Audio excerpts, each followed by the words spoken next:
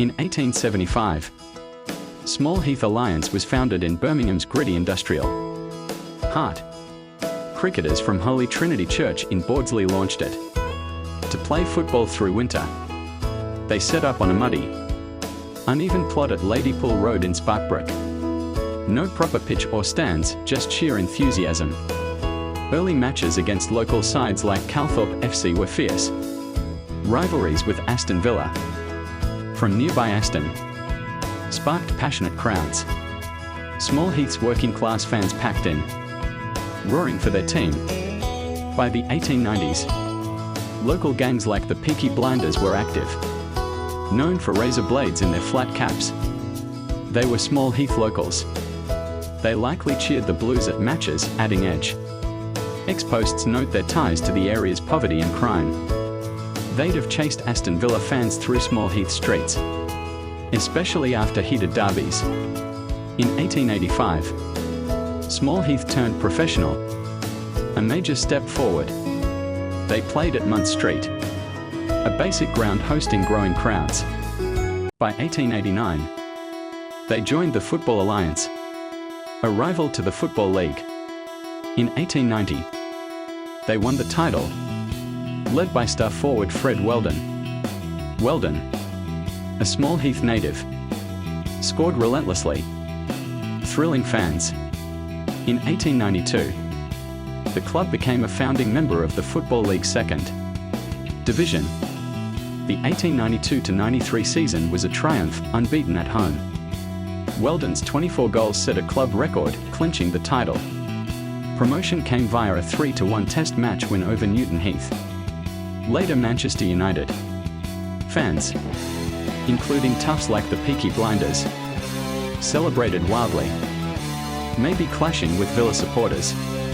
The First Division was a brutal challenge for Small Heath. Wealthier clubs like Sunderland and Everton dominated. In 1893-94, they finished 12th out of 16 teams. The 1894-95 season saw struggles, and in 1896, relegation hit hard. An 8-0 thrashing by Derby County exposed their limits. Manager Frank Richards took over, steadying the ship. The second division allowed rebuilding with local talent. Players like wing half Harry Howard and forward Jack Jones stood out.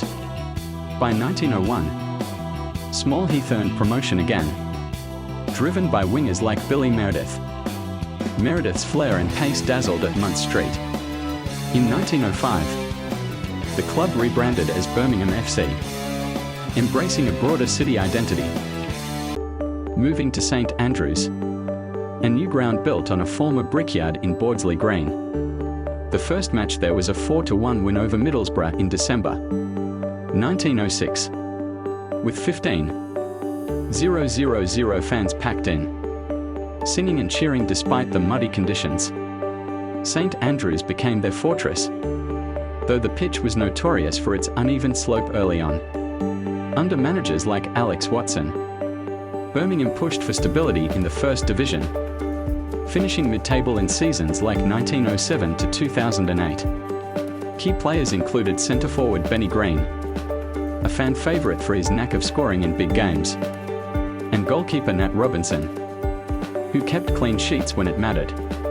The 1910s were tougher. Financial struggles persisted, and the First World War loomed large.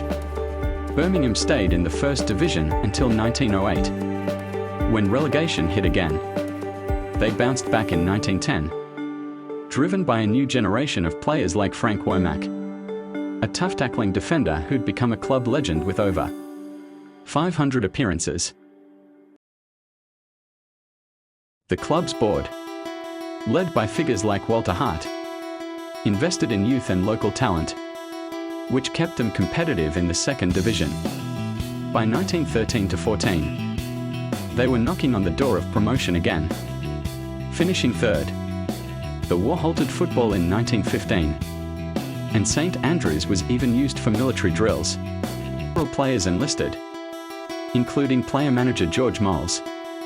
Moles, a versatile footballer, died in action in 1918 at Pas-de-Calais, aged 35. Frank Womack served but survived, returning post-war. Records of other Birmingham players war service are sparse, but many joined regiments. Post-war, football resumed, and Birmingham FC found new momentum. In 1920-21, they won the second division under Frank Richards. Forward Joe Bradford emerged as a star, netting 10 goals in 1921-22. His clinical finishing made him a club icon. In the first division, Birmingham stabilised, finishing 13th in 1923-24. The squad included stalwarts like halfback George Little and winger Billy Morgan. St Andrews crowds grew, with fans carrying Small Heath's defiant spirit. The Peaky Blinders influence had faded by the 1920s, as police cracked down, but their legacy of chasing Villa fans lingered in local lore. By 1925, Birmingham FC were a steady first division side.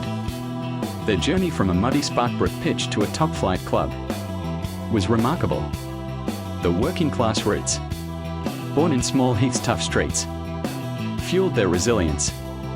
St Andrews stood as a symbol of their grit and pride. In 1925, Birmingham FC stood tall in the first division, their Small Heath roots fueling their fight. Joe Bradford, the club's greatest goal scorer, led the line. Born in 1901 in Leicestershire, he joined in 1920, and by 1925, he was a force, netting 22 goals in 1924-25. His powerful shots and clever positioning made him a legend. Beloved at St Andrews, crowds of 25,000 chanted his name. His 29 goals in 1927-28 a career peak. By 1930-31, Birmingham reached the FA Cup final, a defining moment. On April 25, 1931, at Wembley, 90,000 saw them face West Bromwich Albion. Bradford, the heart of the attack, drove their run, scoring in wins over Chelsea 4-0 and Sunderland 2-0. At Wembley, Walter Robbins scored, but West Brom's W.G. Richardson hit twice, winning 2-1. The loss hurt, but Bradford's 10 goals in that cup run shone. Birmingham goal when they equalised, and before the cheating had died down, Albion was in front again.